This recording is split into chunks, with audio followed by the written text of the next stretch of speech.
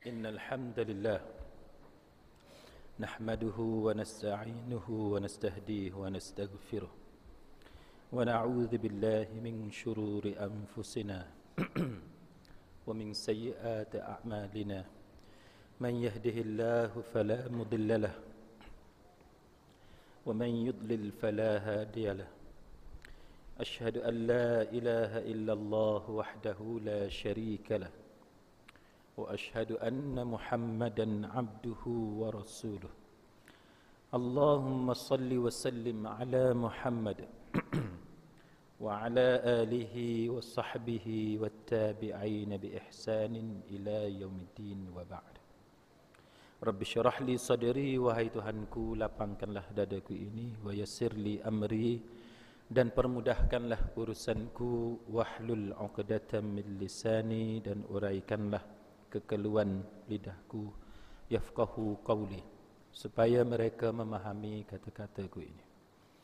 Saudara-saudari, sahabat-sahabiah, muslimin, muslimat, mudah-mudahan dirahmati dan diberkati oleh Allah Subhanahu wa taala.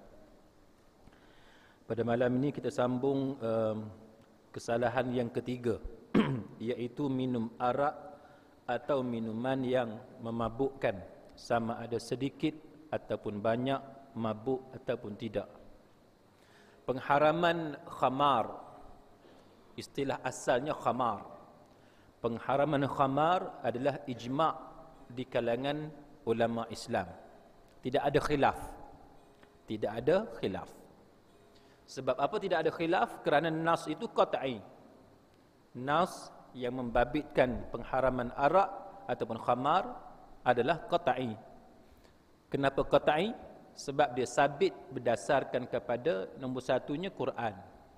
Innamal khamru wal maisir wal ansab wal azlam rijsum min amali syaitan fajtanibuh la'allakum tattaqun.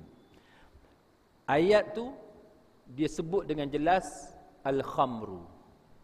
Maka al-khamru itu ijma' di kalangan ulama haram dia. Begitu juga berdasarkan hadis-hadis Nabi yang menceritakan muskirin, yang menceritakan minuman yang memabukkan itu haram. Maka apabila namanya khamar ataupun dalam bahasa Melayu kita panggil arak. Bila dia panggil arak, maka dia menjadi haram secara ijma' di kalangan para fuqaha kerana sabit berdasarkan nas yang qat'i. Begitu juga mana-mana minuman ataupun makanan yang memabukkan, walaupun namanya bukan arak, tetapi ijma' hukumnya adalah haram. Yang menjadi perbezaan pendapat ulama' ialah berkenaan dengan makanan ataupun minuman yang mana dia tidak dipanggil sebagai arak.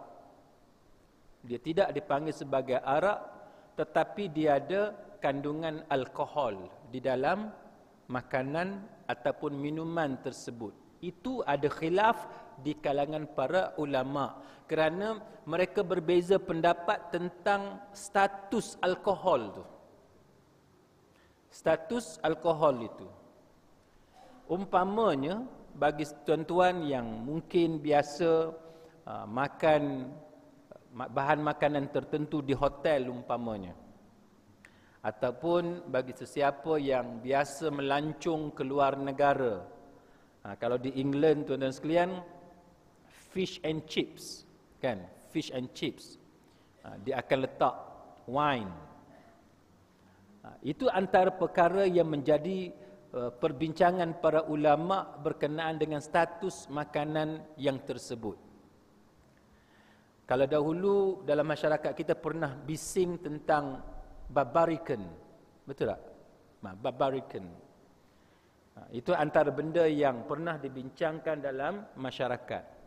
Cuma secara ringkasnya, muslimin muslimat sekalian, kalau tuan-tuan tengok fatwa yang dipakai di Malaysia. Saya cakap ni fatwa yang dipakai di Malaysia. Sebab fatwa di luar negara memang dia ada beberapa perbezaan.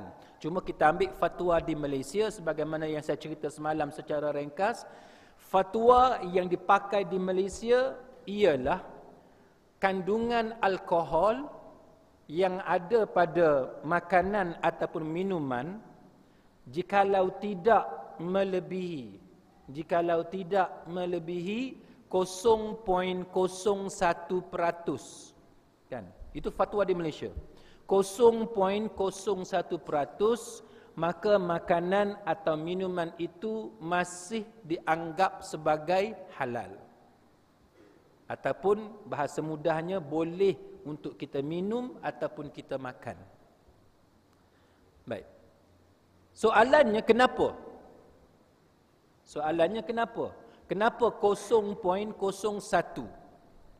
Kerana berdasarkan fatwa yang dipakai di Malaysia, nanti tuan-tuan boleh rujuk sendiri dalam internet dan sebagainya perbezaan tentang kadar itu, tetapi kerana bila dipakai di Malaysia, kerana apabila mereka bermesyuarat dan telah membuat beberapa perjumpaan dengan pakar-pakar yang terlibat berkenaan dengan hal ini, maka mereka membuat kesimpulan bahawa 0.01% itu adalah kadar yang pada lazimnya tidak akan mendatangkan elemen mabuk kepada orang yang minum ataupun makan bahan tersebut. Sebab itu ketetapan dia 0.01%. Maka jikalau tuan-tuan sekalian melihat contohnya ada bahan makanan ataupun bahan minuman yang mana di dalam tu ada elemen-elemen daripada keluarga alkohol, walaupun nama dia bukan alkohol tapi elemen-elemen daripada keluarga alkohol, dan tuan-tuan tengok angka yang ditulis, percentage, peratusan yang ada dalam ingredient itu 0.01% ke bawah, maka kalau mengikut fatwa di Malaysia, walaupun makanan atau minuman itu mengandungi keluarga alkohol, dia tetap dianggap sebagai halal untuk diminum dan dimakan, kerana pada lazimnya kadar itu tidak akan membawa kesan mabuk kepada orang yang makan ataupun minum. Baik, mungkin tuan-tuan akan tanya pula, Ustaz, katalah dalam air ni ada tai 0.01%. Ini soalan yang biasa orang tanya saya dalam kuliah, tuan-tuan sekalian. Katalah dalam minuman ni ada tai 0.01%. Ataupun tuan-tuan duduk goreng telur ke ikan ke apa, kita bubuh tai dalam tu 0.01%. Macam mana pula? Macam mana tuan-tuan nak jawab? Macam mana tuan-tuan nak jawab? Ada beza tak yang cerita alkohol tadi dengan tai tadi? Ada beza tak?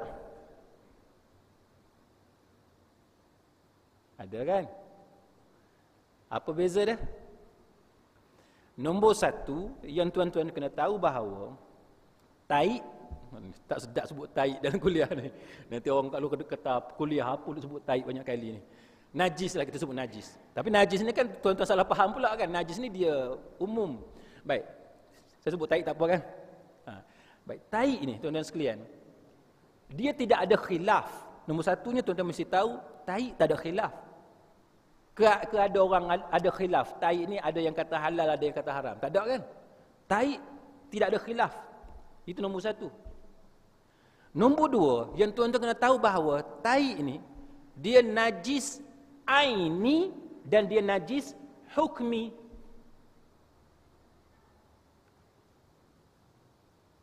Tuan-tuan biasa dengar tak perkataan najis hukmi? Haram hukmi dengan haram aini? Saya bagi satu contoh nak kembangkan cara kita belajar malam ni. Duit, wang yang ada pada kita. Katalah wang tu yang tuan-tuan dapat tu, tuan-tuan dapat secara haram. Tuan-tuan dapat secara haram.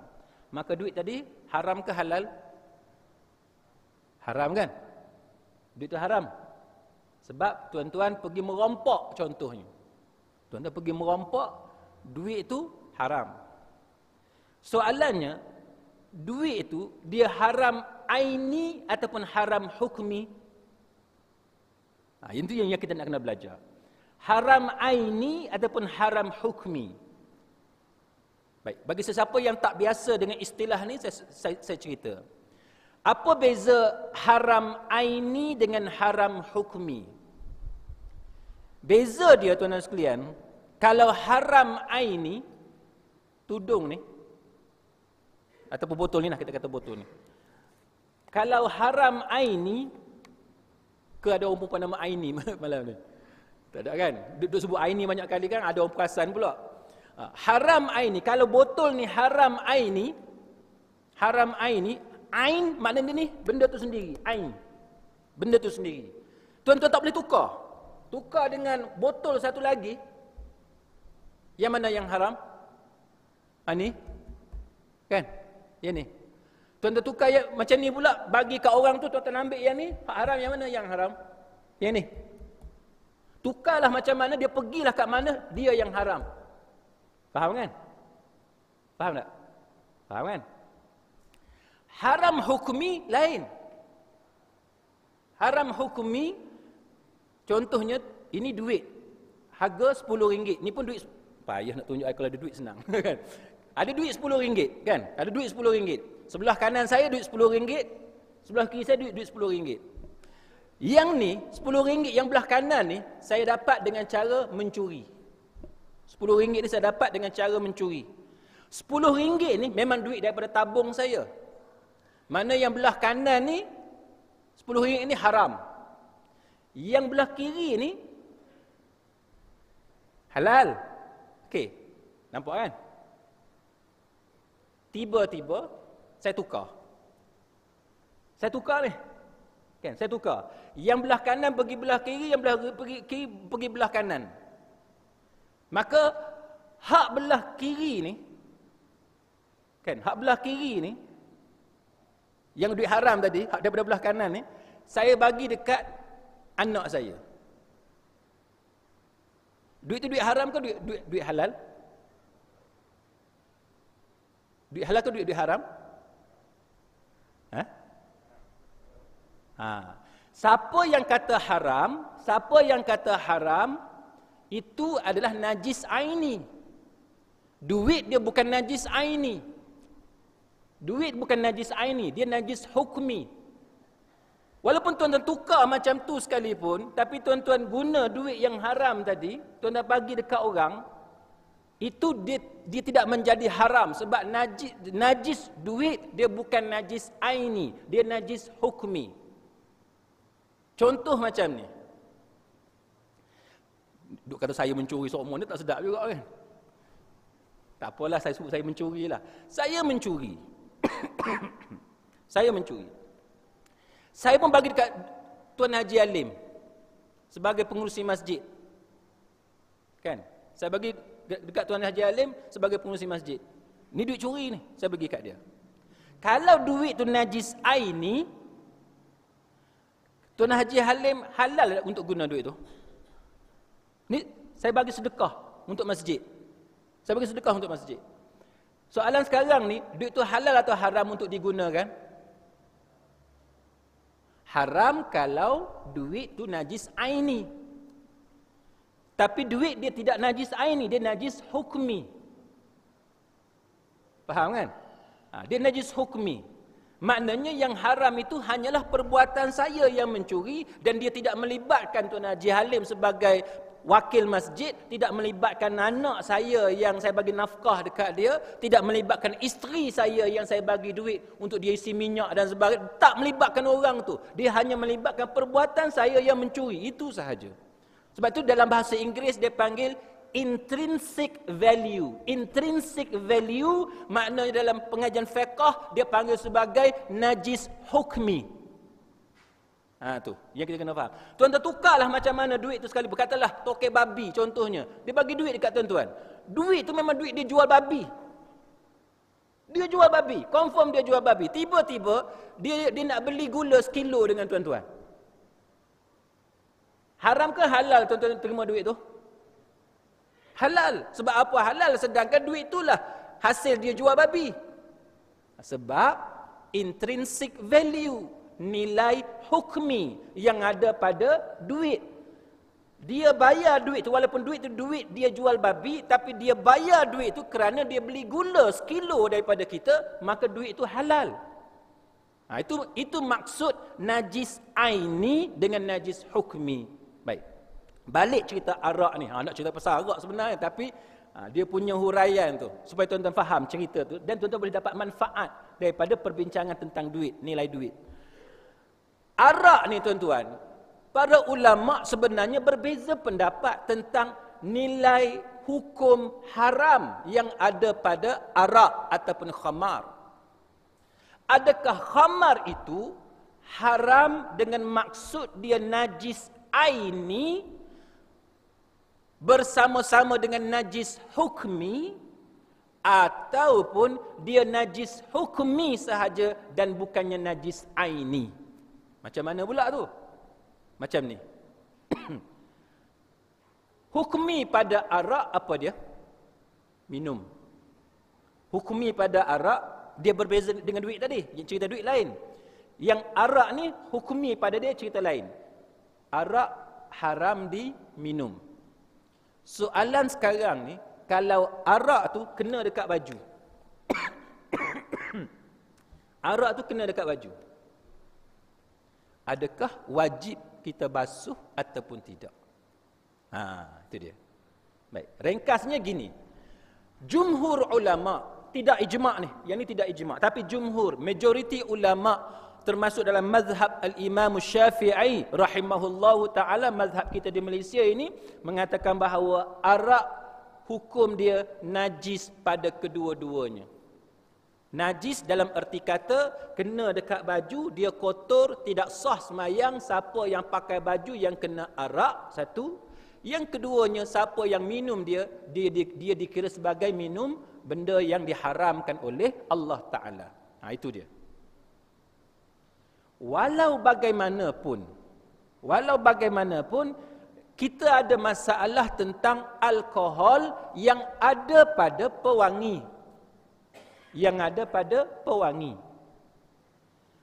Tuan-tuan beli satu perfume, tak kira lah kat kedai mana-mana, harga dia RM100 satu botol. Kan? Perfume RM100 satu botol, tuan-tuan sembur dekat baju, pergi semayang. On the way pergi semayang, bawa kereta ni, isteri duk belek-belek botol pewangi tu, tengok-tengok dalam ingredient, dalam pewangi tadi, clear, dia tulis alkohol. Clear, dia tulis alkohol. Sekarang ni tuan-tuan nak pusing balik tukar baju ke, ataupun tuan-tuan nak pergi semayang basuh baju tu ke, ataupun tuan-tuan nak semayang tanpa basuh. Kita bercakap ni fatwa di Malaysia. Kita bercakap fatwa di Malaysia. Sebab kalau nak bercakap fatwa antarabangsa, saya takut tuan-tuan pening pula nanti. Kita cakap fatwa di Malaysia dulu, senang. Macam mana? Baik, fatwa di Malaysia, muslimin muslimat sekalian, hukumnya adalah sah sembahyang. Sebab tidak dikira sebagai najis alkohol yang ada pada pewangi. Kerana alkohol itu tidak datang daripada industri arak. Kalau alkohol itu dihasilkan dalam penghasilan arak, tiba-tiba kena dekat baju, itu dia kata najis. Ini saya cakap fatwa, kan? Dari segi fatwa di Malaysia. Tapi kalau alkohol itu untuk industri lain, bukan industri minuman, maka dia kata itu adalah suci dan tidak wajib dibasuh. Jadi kalau tuan-tuan pergi ke kedai, walaupun dekat kedai tu dia ada pilihan tanpa alkohol dengan ada alkohol pada pewangi, kalau kita nak ikut fatwa di Malaysia, maknanya tuan-tuan boleh membeli pewangi, pakai pewangi yang ada alkohol untuk sembahyang. Itu fatwa di Malaysia. Sebab mereka bezakan antara alkohol untuk benda lain dengan alkohol untuk bab makan minum. Itu diasingkan perbincangan tentang status halal dan haram. Itu fatwa yang dipakai di Malaysia. Kerana muslimin muslimat sekalian, tumpuan mereka ialah alkohol yang digunakan untuk dijadikan arak sahaja yang dikatakan sebagai najis aini. Itu hukum di Malaysia. Baik. Untuk tu tuan-tuan ada soalan ke? Takut confuse ni. Saya takut tuan-tuan confuse. Ke ada bantahan? Tak setuju contohnya. Tak setuju. Okey, boleh terima? Boleh terima. Baik. Jadi muslimin-muslimat sekalian, kenapakah dia timbul isu macam ni? Kerana para ulama tak boleh mencapai kata sepakat tentang kenapakah arak itu haram. Mereka setuju bahawa arak itu haram kerana dia memabukkan. Itu mereka setuju. Arak itu haram sebab dia mabuk. Dan apa sahaja minuman yang mabuk walaupun dia bukan arak itu juga haram. Contohnya apa? Ketum, daun ketum. Betul kan? Betul. Daun ketum. Daun ketum ni arak ke bukan arak?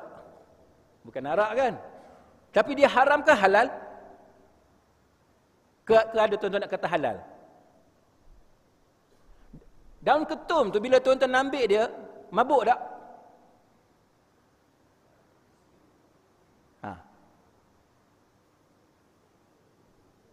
Cakaplah pasal apa? Cakaplah. Steam. Faham ke steam? Faham kan steam kan? Macam mana? Baik. Muslimin muslimat sekalian, daun ketum hukum dia sama seperti apa? Sama seperti ganja, sama seperti dadah, heroin, apa semua tu. Maknanya, kalau penggunaan itu penggunaan yang baik, yang elok. Kan? Dadah, penggunaan secara baik di industri perubatan umpamanya, untuk buat ubat dan lain-lain, itu tidak haram. Tapi penyalahgunaan itu haram. Penyalahgunaan menyebabkan kita mabuk. Contohnya petroleum. Petroleum najis ke? Petrol. Najis ke petrol? Petrol tidak najis. Kalau kena dekat pakaian tuan-tuan boleh semayang dengan petrol. Tapi kalau tuan-tuan hidu petrol, ni saya ajar, lagi ada pakcik-pakcik haji mana hidu petrol pula lepas ni. Budak sekolah, ni saya cerita sikit lah, zaman duduk sekolah asrama dulu. Budak sekolah, kalau nak beli dadah, bahaya kan, nanti kena tangkap polis. Dia ada dua, saya duduk cerita, lagi ada yang dapat jalan pula. Tapi tak apa, saya ceritalah supaya tuan-tuan boleh kawal anak-anak. Nak beli dadah, bahaya sebab polis akan tangkap. Jadi, instead of beli dadah, beli apa? Nak ganti dadah tu, antaranya ialah petrol dan juga gam kayu. Jadi, gam kayu dengan petrol ni, kita apa istilah dia, hisap, bukan hisap petrol tu, kita hisap dia punya wap dia, kan, dia punya wap dia, itu akan mendatangkan khayal, dia akan menyebabkan kita khayal. Sama sebagaimana gam kayu, tuan-tuan hidu dia, hisap ikut mulut tu, kan, hisap ikut mulut tu, dia punya wap, dia sampai satu stage, dia akan menyebabkan kita mabuk, kita khayal, berpusing-pusing kepala. Itu haram. Gam kayu tidak haram, tapi bila tuan-tuan menyalahgunakan itu, dia jadi haram kerana dia jadi seperti khamar. Sebab illah pengharaman khamar ialah mabuk. Maka apabila illah itu ada pada benda lain, mabuk, walaupun nama dia bukan arak, nama dia bukan minuman keras, tapi dia ada elemen illah yang sama, maka dia menjadi haram. Jadi muslimin muslimat sekalian, maka dalam ajaran Islam bukan sahaja arak itu yang diharamkan, tetapi semua minuman dan makanan yang boleh menyebabkan kita mabuk, hukumnya adalah haram. Itu ijma' di kalangan para ulama. Dan hukumnya ialah 40 kali sebat, dan zaman Umar Al-Khattab ditambah lagi 40 menjadi 80 kali sebat. Cuma para ulama berbeza pendapat, kenapakah Umar Al-Khattab tambah 40 jadi 80? Sebahagian daripada mereka, nanti kita akan bincang panjang lebar bila sampai tajuk tu, dia menceritakan bahawa tindakan Umar Al-Khattab itu menunjukkan bahawa hudud bagi khamar, bagi pesalah yang minum minuman yang memabukkan, dia kata daripada 40, paling minima, paling sikit 40, paling banyak 80 kali sebat. Itu pendapat yang pertama. Pendapat yang kedua mengatakan bahawa bukan, hudud tetap 40, tak berubah. Hudud tetap 40, tapi tambahan lagi 40 mencukupkan jumlah jadi 80 itu adalah ta'zir. Ta'zir yang ditambah oleh Umar Al-Khattab radhiyallahu anhu. Ta'zir ni budi bicara pemerintah, kan? Pemerintah dia boleh tambah. Dia boleh tambah sebanyak mana yang dia nak. Dia boleh tambah. Mana kalau hudud 40, tiba-tiba zaman kita kerajaan tengok ramai orang mabuk, dia tambah jadi 200 contohnya. Kan? Tapi saya rasa dak lah. Saya rasa dak sebab saya pernah pergi dah rumah orang besar, tuan-tuan. Botol arak berderet atas almari dia. Rumah orang besar. Tak mau sebut siapa dia, tapi dia perempuan. Rumah dia berderet arak. Masa tu saya jadi pelajar UIA. Biasalah menteri-menteri bila dia nak semayang hajat dan sebagainya, dia jemput pelajar UIA, dia penuhkan satu bas. Kan? Kita pelajar UIA masa tu seronok, tuan-tuan, sebab makan free. Makan ni seronok. Student masa tu kan boleh makan free, rumah menteri pula seronok, tuan-tuan sekalian. Jadi saya selalu pergi sembahyang hajat dan sebagainya di rumah-rumah menteri ni semasa jadi pelajar UIA dengan kawan-kawan daripada Afghanistan dan sebagainya. Mereka pun seronok nak pergi makan free kan, makan free. Jadi di situlah kita kenal rumah menteri itu, rumah menteri ni, dan kita tengok dalam tu memang adanya botol-botol arak. Jadi sebab itu, tuan-tuan, kalau tuan-tuan tanya saya pada hari ini, Ustaz, sebab apa negara kita ni tak boleh nak hukum hudud orang yang minum arak? Terus terang saya mengatakan bahawa problem kita kerana orang yang dekat atas minum arak. Itu masalah utama dia. Kalau orang yang dekat atas tidak minum arak, senangnya. Macam tuan-tuan lah, tuan-tuan nak marah dekat anak satu benda yang tuan-tuan sendiri buat, boleh? Tuan-tuan nak marah kat dia? Tuan-tuan sendiri buat, boleh nak marah? Tuan-tuan suka tengok Astro. Cerita apa ya? Cerita apa? Saya tak tahu ni cerita. Cerita apa? Cerita alam kubur. Kan ada orang yang buka aurat jadi muka dia macam-macam tu kan. Tuan-tuan nak marah dekat anak, hang jangan tengok ni cerita mengarut. Tapi ayah duk tengok, mana boleh kan? Tuan-tuan jangan duk biar anak tengok cerita tu. Cerita apa alam kubur tu, itu mengarut. Tak ada, dalam Islam tak ada benda macam tu. Oh, bila lawan mak dengan ayah, nanti kubur dia jadi macam-macam. Tunjuk atas dunia. Itu tak berlaku, tuan-tuan sekalian. Tidak berlaku. Dalam sejarah Islam, benda tu tidak berlaku. Jadi kita buat satu benda, seperti mana yang saya sebut tadi, tuan-tuan sekalian. Kita sendiri yang minum minuman keras. Jadi bagaimana kita nak hukum orang yang nak laksanakan hudud rotan orang yang minum minuman keras? Itu tak boleh berlaku. Cuma untuk pengetahuan muslimin muslimat sekalian, dalam sejarah Nabi, ada seorang sahabat Nabi yang minum arak. Tuan-tuan jangan terkejut, Ustaz, ada ke sahabat Nabi minum arak? Tuan-tuan, sahabat Nabi ni macam-macam. Sahabat Nabi ni macam-macam. Siapa dia sahabat Nabi? Sahabat Nabi ni orang Islam. Dia beriman kepada Allah dan Nabi, kan? Dan dia ikut Nabi. Itu yang kita panggil sahabat Nabi. Dia mungkin ulama, dia mungkin alim. Pada masa yang sama, dia mungkin seorang yang melakukan dosa. Sebagaimana dalam kisah yang saya nak cerita kepada tuan-tuan ni. Sahabat ni nama dia Abdullah. Dia juga dikenali sebagai Himar. Kaldai. Himar. Macam kita lah. Nama elok dah Ali. Tapi orang panggil Ali Puyuh. Sebab apa Ali Puyuh? Tak tahulah dia suka burung puyuh ke apa. Tapi dia benda-benda macam tu. Abdullah Himar ni, tuan-tuan sekalian, Abdullah ataupun Himar ni, dia sahabat Nabi, dia suka buat benda yang menyebabkan Nabi ni gembira. Nabi ni selalu gembira dengan adanya Abdullah ataupun Himar ini. Jadi apa yang berlaku, muslimin muslimat sekalian? Abdullah ni dia ada masalah. Apa masalah dia? Dia suka minum arak. Sahabat Nabi. Sahabat Nabi. Tapi dia suka minum arak. Sehingga menyebabkan dia dibawa satu hari itu, dia dibawa kepada Nabi untuk disebat 40 kali pada zaman Nabi. Para sahabat ni tuan-tuan, semasa Abdullah ataupun Himar ini kena rotan, kena sebat ni, pakat duk maki dia. Pakat duk cela dia. Pakat duk cela dia.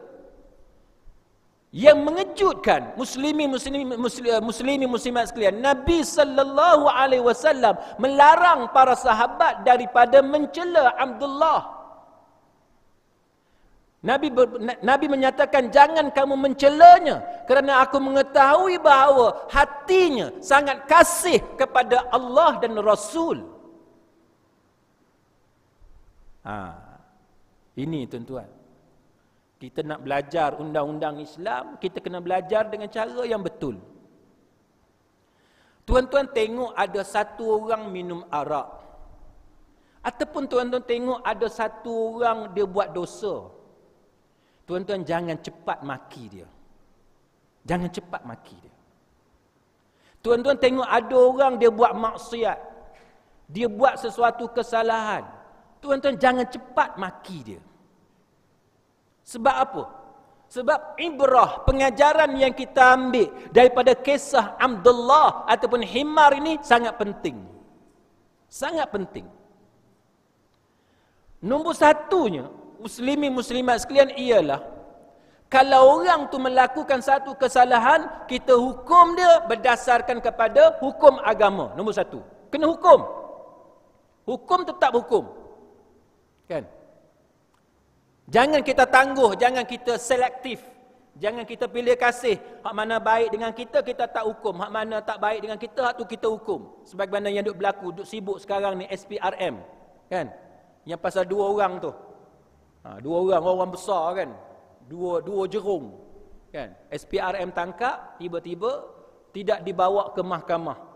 Sehingga kan jawatan kuasa Suruhanjaya SPRM membuat kritikan terhadap SPRM dan juga peguam negara kerana tidak mendakwa dua jerung tersebut atas alasan ada campur tangan politik. Atas alasan ada campur tangan politik. Yang tu tak boleh. Dalam Islam, dia menteri ke, dia setiausaha politik menteri ke, dia personal assistant menteri ke, kalau dia buat salah, kena dakwa. Barulah kita dipandang mulia oleh masyarakat, oleh semua pihak yang terlibat. Baik. Apa yang berlaku, muslimin muslimat sekalian, dalam Islam, bila dia buat salah, kita kena hukum. Pada masa yang sama, tuan-tuan, kita tak boleh maki dia. Tak boleh maki. Apatah lagi kalau orang tu dikenali sebagai orang yang baik. Peribadi dia baik, tapi dia buat satu kesalahan. Kita tak boleh maki dia. Nombor 3, tuan-tuan sekalian, ialah memberi ruang kepada dia untuk dia bertaubat kepada Allah Subhanahu wa taala, sehingga kan Nabi kata, aku mengetahui bahawa hatinya sangat kasih kepada Allah dan Rasul. Kata-kata macam ni tuan-tuan, dia bawa dua ihtimal. Dia ada dua ihtimal, dia ada dua kemungkinan. Ihtimal yang pertama, muslimin muslimat sekalian, ialah bahawa Abdullah memang benar diketahui hatinya oleh Nabi sallallahu alaihi wasallam bahawa hatinya benar-benar kasih kepada Allah dan Rasul, cuma dia sebagai manusia dia tidak maksum, dia melakukan dosa. Saya cerita lagu ni jangan pula lepas ni Tok Imam pergi buat benda jahat pula. Susah saya kangkit lagi, tuan-tuan kata, ni saya duk mengaji dengan ustaz lah ni. Jangan pula gitu. Tak. Buat salah kena hukum. Buat salah kena hukum. Hukum tetap hukum. Jangan salah faham. Tapi dua ihtimal. Ihtimal yang pertamanya ialah bahawa Nabi benar-benar mengetahui hakikat hati Abdullah Himar ini. Walaupun dia minum arak, dan dia bukan setakat minum arak, dia memang gemar minum arak dan beberapa kali telah dibawa di hadapan Nabi untuk dihukum kerana minum arak. Mana dia dah beberapa kali, dia repeat, dia ulang. Tetapi Nabi kata hati dia sangat kasih kepada Allah dan Rasul. Tuan-tuan, cuba kita tanya diri kita sekarang. Realiti hidup kita sekarang, kita rasa kita ni baik ke jahat? Tak payah pandang orang lain, kita pandang diri kita. Tuan-tuan rasalah tuan-tuan ni baik ke jahat?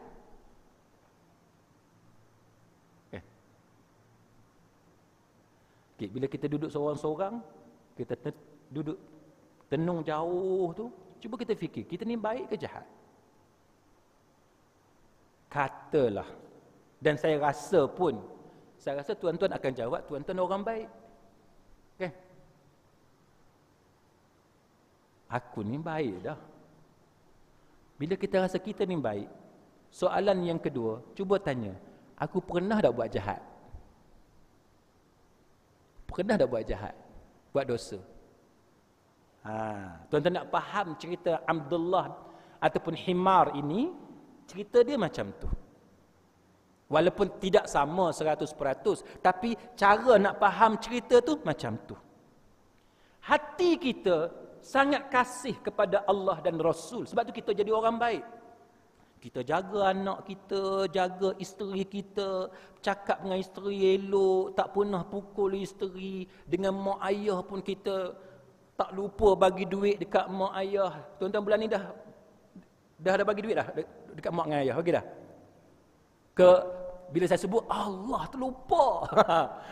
Kalau terlupa tu cepat-cepat bagi, jangan bagi terlupa. Ni dah berapa hari bulan dah terlepas ni berapa hari bulan. Baik. Kita layan mak kita elok, layan ayah kita elok, tapi tuan-tuan, percayalah, dalam keadaan kita layan mak kita elok, ayah kita elok, adik-beradik kita elok, isteri kita jaga elok, anak kita jaga elok, tuan-tuan percaya tak bahawa dalam masa kita buat elok tu pun, sebab kita sangat kasih, sangat menjunjung perintah Allah dan Rasul, pada masa tu pun kita tetap buat dosa. Tetap buat dosa. Dosa apa dia yang kita buat, tuan-tuan jawab sendiri, saya jawab sendiri. Kan? Tak payah nak share dengan orang. Kita sendiri tahu dosa apa yang kita buat. Walaupun banyak amalan baik yang kita lakukan, tapi cuba ingat dosa yang kita buat tu apa. Muslimin, muslimat sekalian, nak ceritanya yang tu. Jadi kalau ada satu dosa yang kita buat, dengan sebab satu dosa yang kita buat tu orang hentam kita, maki kita, cela kita, tuan-tuan sekalian, tak sepatutnya. Sebab kita banyak lagi kebaikan yang kita buat. Jadi apa yang diajar oleh Nabi sallallahu alaihi wasallam, ihtimal nombor satunya tuan-tuan sekalian, walaupun orang tu mungkin buat satu kejahatan, tapi benda lain dia no problem. Benda lain dia no problem. Nombor satu. Ihtimal yang kedua, kemungkinan yang kedua, muslimin muslimat sekalian, ialah satu motivasi daripada Nabi nak bagi pengharapan kepada orang yang buat jahat, bahawa walaupun kamu buat jahat, tapi kamu masih ada masa depan yang cerah untuk menjadi orang yang baik. Cuba tuan-tuan bayang, tuan-tuan buat satu kesilapan, tiba-tiba orang tak bagi ruang dah dekat tuan-tuan. Tuan-tuan rasa macam mana? Saya duduk di England, tuan-tuan sekalian. Saya tengok cara orang putih, ada satu benda yang kita boleh belajar. Orang putih ni tuan-tuan, kalau kita tengok aktiviti di sekolah dia, kalau anak kita jawab salah ataupun anak student jawab salah, jawab dengan jawapan yang salah, dia tak pernah kata no, it's wrong. Dia tak kata it's wrong. Dia tak kata it's wrong. Saya duk tengok tuan-tuan dalam program di sekolah di UK, tuan-tuan sekalian, saya tak pernah dengar dengan telinga saya cikgu sekolah bila anak murid dia jawab salah, dia kata no, it's wrong. Dia tak pernah kata it's wrong. Telinga saya yang duk selalu dengar, apabila budak tu jawab salah, cikgu ni kata apa? Dia kata nearly, dia kata, tengok. Dia kata nearly, walaupun jawapan tu salah tuan-tuan. Memang salah, bukannya nearly, tak nearly, tapi dia tak pernah bagi putus pengharapan pada budak untuk terus cuba dan mencuba.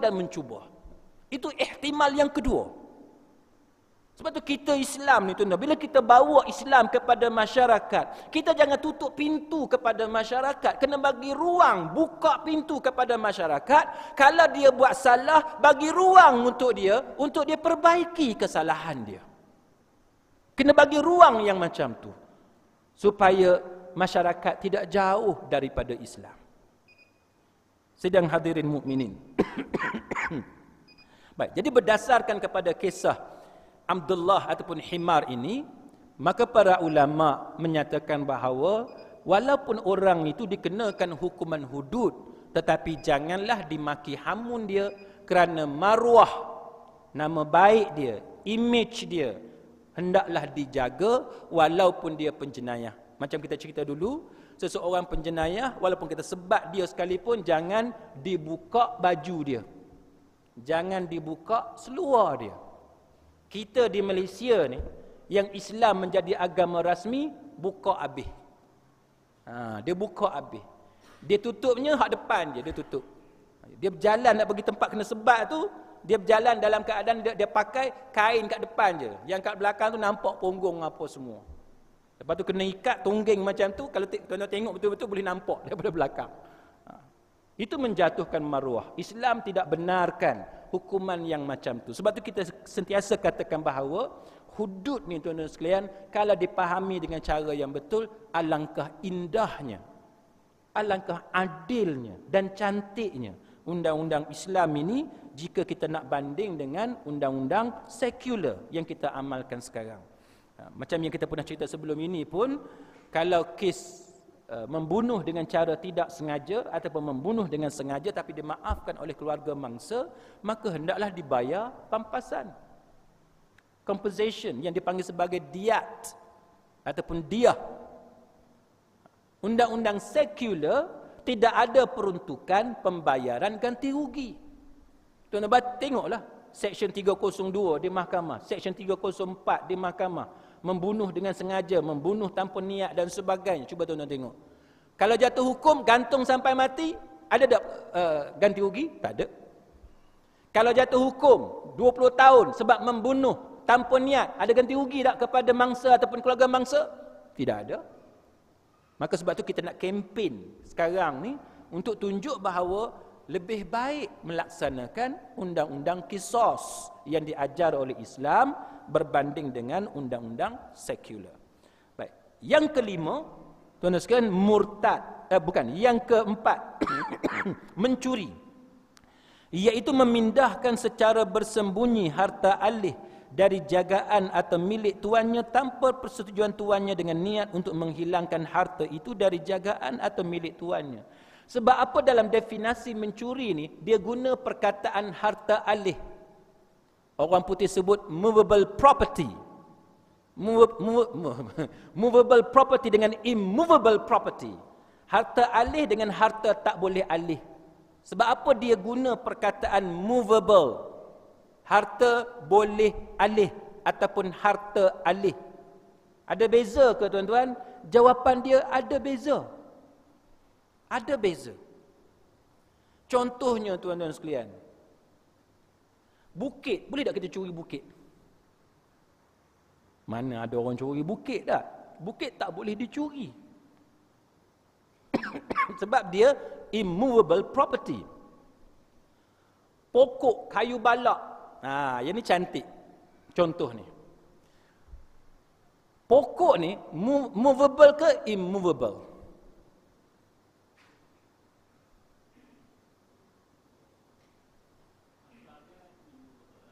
Sedap. Syekh kita jawab sedap. Asalnya baik. Yes. Pokok ada satu contoh yang menarik untuk kita bincang. Sebab dia ada dua. Dia ada dua. Kalau tuan-tuan tak potong dia Immovable. Dia tak boleh alih. Kan? Boleh ke tuan-tuan bawa lori, angkat dia letak atas lori? Tak boleh kan? Kecuali tuan-tuan kena potong dia. Sebab tu kita tak panggil curi pokok. Kalau orang tu duduk atas pokok, kita tak panggil curi. Curi ni bila dia potong pokok tu, dia letak atas lori, dia bawa keluar. Itu baru dipanggil curi. Botol macam ni, movable. Apa ni? Meja macam ni, movable. Duit, movable. Benda yang boleh alih. Itu benda yang boleh dicuri. Rumah. Rumah pun, tuan-tuan nak kena tengok rumah zaman bila. Dan jenis rumah macam mana. Kalau rumah macam tempat saya duduk ni, bertahan perdana, dia tu memang immovable. Harta yang tak boleh alih. Rumah ni memang harta tak boleh alih. Tapi ada masa rumah boleh alih, kan? Macam rumah masa saya kecil-kecil dulu, kerajaan buat land acquisition, pengambilan tanah nak buat jalan. Maka rumah tu kita alih pergi ke belakang. Rumah zaman dulu kita boleh alih. Angkat ramai-ramai. Zaman dulu. Zaman sekarang boleh angkat? Boleh angkat lah. Rumah, kalau rumah batu macam tuan-tuan harga 1 juta nak angkat macam mana kan? Tak boleh angkat. Itu immovable. Tapi immovable, dia boleh berubah menjadi movable bila tuan-tuan potong dia dan sebagainya. Sebab tu rumah yang duduk di atas tanah, yang tidak terangkat daripada tanah, kalau ada orang masuk dia rampas rumah tu, kita tak panggil curi, itu benda lain. Curi ni bila kita ambil benda tu keluar daripada jagaan ataupun milikkan tuan dia, itu yang dipanggil sebagai mencuri. Muslimin muslimat sekalian, di Malaysia ni, kalau tuan-tuan nak banding dengan UK lebih aman. Di UK tuan-tuan sekalian, grill tak ada. Jaring besi tak ada. Rumah saya duduk, tuan-tuan, saya kalau saya nak pergi ambil anak saya ke saya nak pergi ke bandar, saya tinggal rumah tanpa kunci. Amannya duduk di sana. Di Malaysia ni boleh tuan-tuan buat gitu. Tuan-tuan ada jeriji besi pun, dia bubuh jack kereta tu, dia pump jack kereta tu angkat, dia boleh masuk dalam tu. Jiran saya di Tok Bedu, tuan-tuan sekalian, dia potong jeriji tu L, dia potong L. Lepas tu dia kepok, dia panggil kepok kan? Dia kepok, dia masuk dalam tu. Masa tu isteri dia ada, menyebabkan jiran saya jadi serik dan dia tukar kerja sebab masalah-masalah dia yang selalu terpaksa bekerja di belah malam. Tidak aman. Sebab apa muslimin muslimat sekalian? Kita duk bincang banyak kali dah. Antara faktornya kerana di UK ni, dia bagi bantuan sangat banyak kepada rakyat dia. Sangat banyak. Menyebabkan rakyat dia tidak ada keinginan untuk mencuri. Mencuri ni benda-benda yang kecil-kecil je. Kalau tuan-tuan tertinggal handphone dekat kedai, tu hilanglah. Tertinggal handphone dekat kedai, itu hilanglah. Tuan-tuan letak basikal depan rumah, tak ada kunci, tu hilang. Tu hilang. Di UK pun hilang. Tapi nak cari kes orang masuk dalam rumah kita, payah. Bukan kata tak ada. Ada, tapi payah. Tuan-tuan pergi bank di UK, ada tak Pak Guard? Tak ada. Security guard tak ada. Dekat Malaysia ni, dengan pump gunnya, dengan hak sembunyi balik pintunya, kena rompok juga. Betul tak? Kat Malaysia bukan setakat macam tu. Dia pakat lagi dengan Pak Guard tu. Pak Guard dapat komisen. Dia pukul lah sikit, bagi lebam kat mana-mana, dapat komisen lebih sikit. Itu yang benda yang berlaku di Malaysia. Maka antara benda yang kita duk bincang tuan-tuan sekalian, kerana negara di UK ni, tuan-tuan sekalian, UK ni, dia bagi bantuan yang banyak kepada rakyat dia. Tetapi dia ada kesan sebaliknya. Kesan sebaliknya, rakyat dia menjadi malas untuk bekerja. Malas untuk bekerja. Sekarang ni di UK tuan-tuan sekalian, rakyat dia kalau pergi interview kerja, dia bukan nak pergi minta kerja, tapi dia pergi untuk dapat surat penolakan, kamu tak layak untuk kerja. Dia pergi interview, dia jawab mengarut supaya orang yang interview ni kata awak tak layak kerja. Awak tak boleh kerja sebab awak tidak layak. Maka majikan yang buat interview dia akan bagi surat, kata orang ni datang interview tapi tak layak. Dapat 3 surat tu, dia akan dapat bantuan. Jadi orang kat UK dia dah nilai dah. Kalau dia kerja dia dapat berapa gaji, kalau dia tak kerja berapa bantuan kerajaan bagi. Bantuan tu banyak, maka dia buat pilihan baik aku tak kerja. Jadi rumah yang saya duduk di Darlington, siapa yang duduk selalu WhatsApp dengan saya tu, nama saya tu J Dalu. J tu Jailani. Dalu tu nama kampung saya di UK. Dalu tu Darlington. Darlington tu tuan-tuan sekalian ramai dengan orang-orang yang tidak bekerja.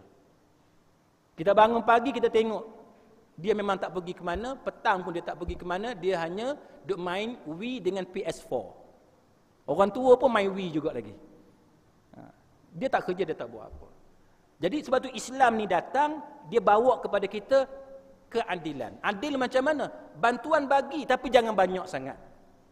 Bantuan bagi tapi jangan sampai tahap rakyat jadi pemalas macam di UK. Pada masa yang sama diimbangi dengan syadidnya hukuman bagi jenayah yang serius. Jenayah yang serius, hukuman dia syadid. Rompak yang macam kita cerita itu kan, potong tangan dengan kaki. Syadid, tuan-tuan sekalian, keras. Itu Islam datang dengan cara yang macam tu. Sebab tu kita yakin Islam adalah solusi yang paling baik untuk menyelesaikan masalah masyarakat. Sebab tuan-tuan bagi bantuan yang terlalu banyak pun, dia akan menghasilkan budaya pemalas di kalangan masyarakat. Baik. Yang kelima, murtad, iaitu orang yang keluar daripada agama Islam sama ada dengan perbuatan atau dengan perkataan atau dengan i'tikad kepercayaan. Murtad ni tuan-tuan sekalian, kita tak boleh kata orang tu murtad kecuali kita ada bukti yang sahih bahawa dia murtad. Barulah kita boleh kata dia murtad. Sebab itu di kalangan masyarakat awam kita nasihatkan bahawa supaya mereka tidak cepat membuat tuduhan melulu bahawa orang itu murtad ataupun tidak kecuali selepas disabitkan oleh mahkamah ataupun dipersetujui oleh para ulama bahawa dia telah murtad. Barulah kita boleh kata dia murtad. Kerana siapa yang kata seseorang itu kafir sedangkan dia tidak kafir, maka tuduhan kafir itu kembali kepada dia. Na'udzubillah min zalik. Itu. Baik, maka para ulama hampir ijma', tidak ijma', tapi hampir ijma' mengatakan bahawa orang yang murtad hukum dia wajib dibunuh. Wajib dibunuh.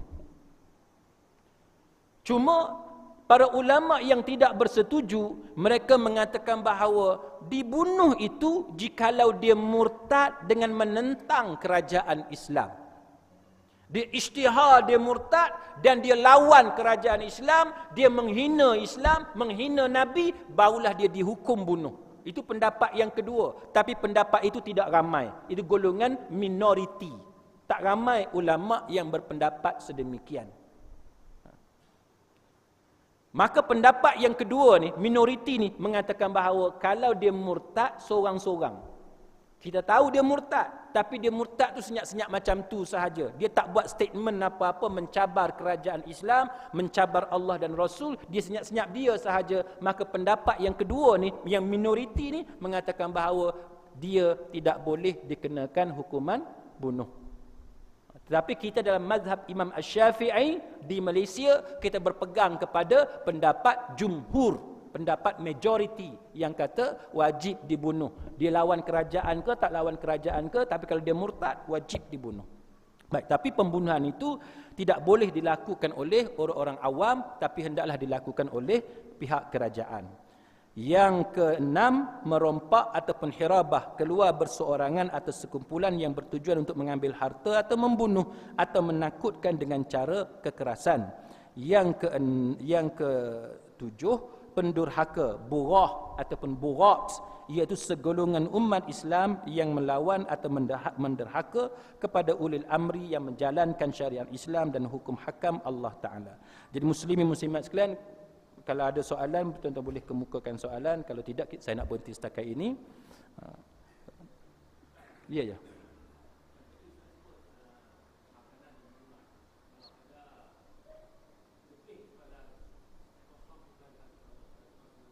(0.01)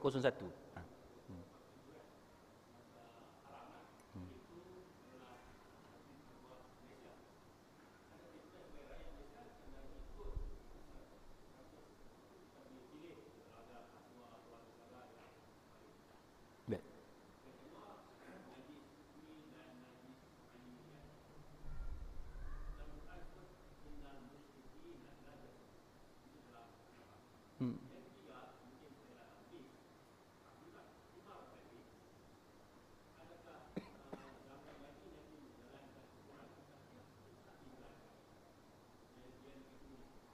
Macam mana? Macam mana? Hmm.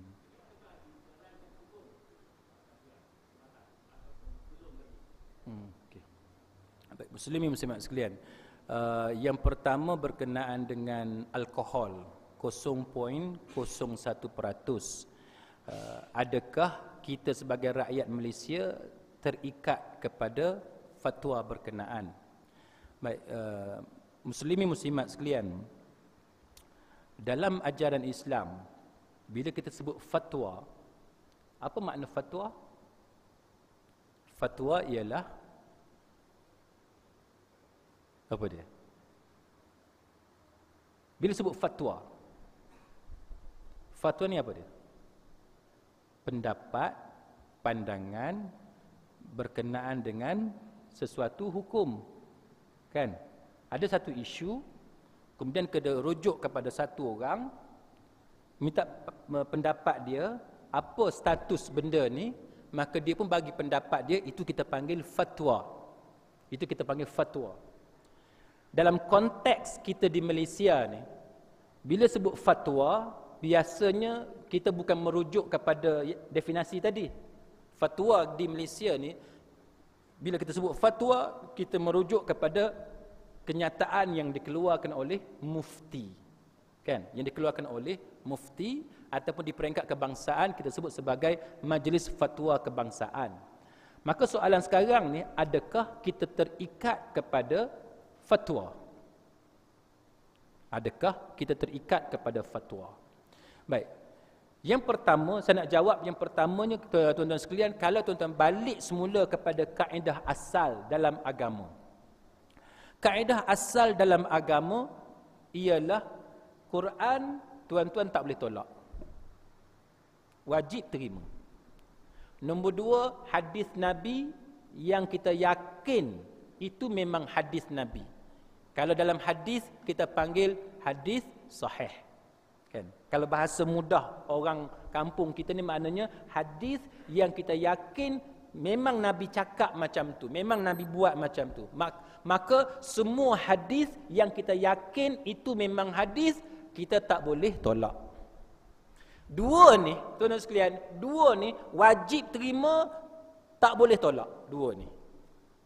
Selain daripada dua ni, dalam pengajian fiqh kita panggil perakuan fuqaha. Perakuan fuqaha. Perakuan fuqaha ni bawah dia tu banyaklah. Dengan ijma'nya, dengan qiyasnya, dengan istishab, istihsan dan sebagainya. Termasuklah fatwa-fatwa macam ni. Termasuklah qaul sahabi, pendapat-pendapat sahabat Nabi sendiri, Ibnu Mas'ud, Ibnu Umar, Ibnu Abbas dan sebagainya. Baik. Semua ni tuan-tuan sekalian, selain daripada dua ni, tuan-tuan boleh tolak ke tak boleh tolak?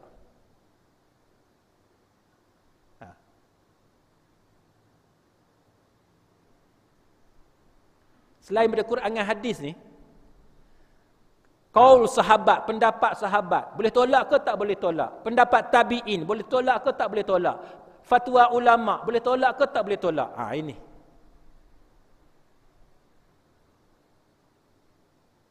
Macam mana? Senyap belaka ni. Jawapan dia boleh tolak. Jawapan dia boleh tolak. Sebab apa? Sebab selain daripada Quran dan hadis, semuanya tidak maksum, tidak dilindungi daripada kesalahan. Syarat dia, tuan-tuan tak ambil pendapat itu bukan sebab tuan-tuan tak suka dekat orang tu, bukan. Tapi tuan-tuan tidak yakin kebenaran benda tu. Dalam Islam ni kita diajar bahawa kita tinggal satu pendapat, pergi kepada pendapat lain kerana kita yakin pendapat lain tu lebih benar.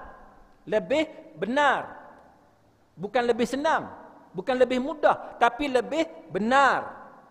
Tapi kalau ada dua pendapat, dua-dua ni kita tengok sama kuat dari segi kebenaran, kekuatan dalil, barulah kita ambil yang lebih mudah. Boleh faham kan? Boleh faham. Jadi sama dengan soalan tadi, kalau adanya fatwa yang macam ni 0.01, peratus alkohol dalam minuman ataupun makanan, adakah wajib kita terikat kepada fatwa berkenaan? Jawapan dia tidak wajib. Cuma saya nak bagi pendapat yang kedua. Tuan-tuan jangan terkejut kerana ada juga ulama yang mengatakan bahawa wajib bagi rakyat menerima fatwa daripada pihak berkuasa negaranya. Kan? Contoh. Tuan-tuan ingat satu ketika, pukul 9 lebih saya nak berhenti dah tadi. Tuan-tuan ingat satu ketika dahulu pernah berlaku di beberapa tempat dalam negara kita, negeri ataupun masjid yang puasa berbeza dengan majoriti masyarakat negara.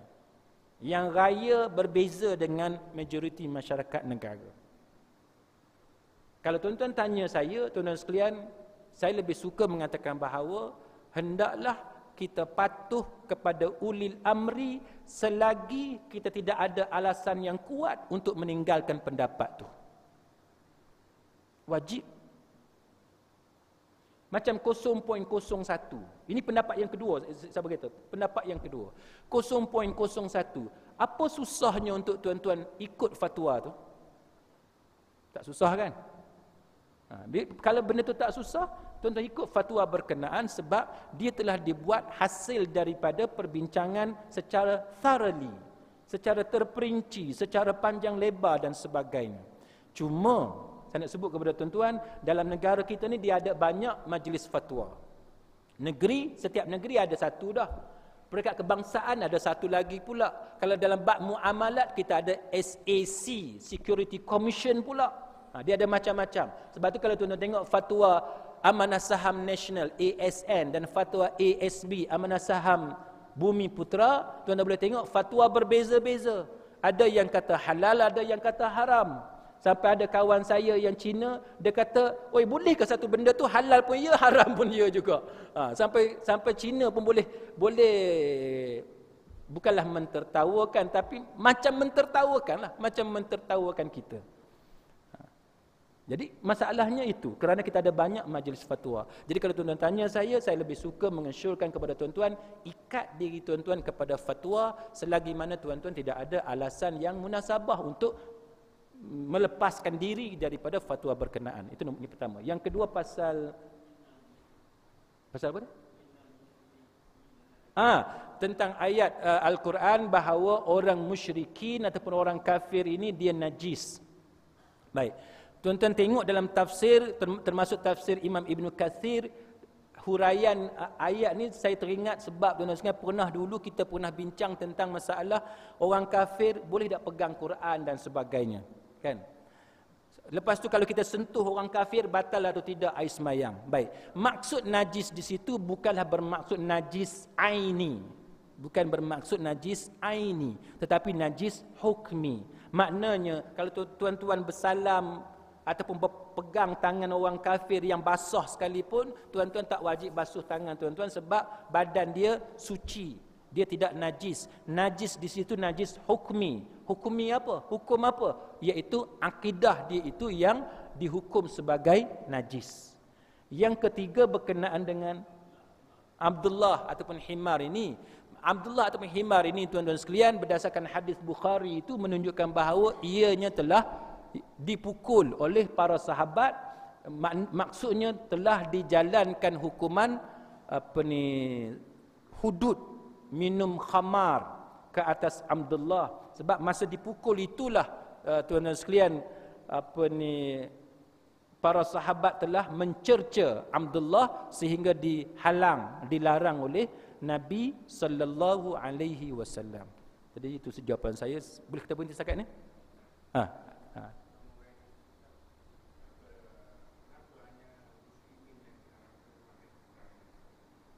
Kenapa Muslim diharam?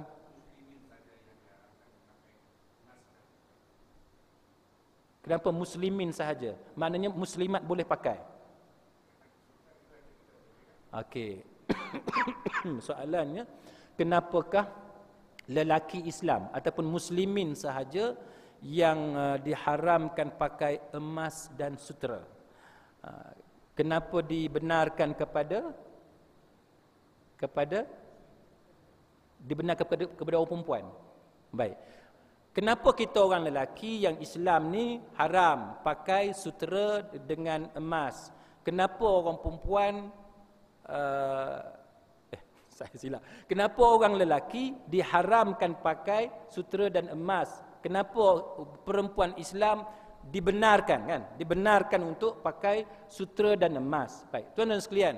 Sutera ni pakaian yang macam mana? Orang putih sebut apa? Silk. Baik. Silk ni dia ada yang tiruan dan dia ada yang asli. Yang haram ni yang mana? Yang asli. Yang tiruan tu, yang bukan hak ulat tu, itu harus tuan-tuan pakai walaupun dia panggil dengan nama sutera. Kenapa? Sebabnya muslimin muslimat sekalian, yang ni yang saya pernah sebut di beberapa tempat. Kalau tuan-tuan masih ingat, saya pernah ulas tentang masalah nyanyian. Nyanyian. Itu benda khilaf di kalangan para ulama tentang hukum menyanyi.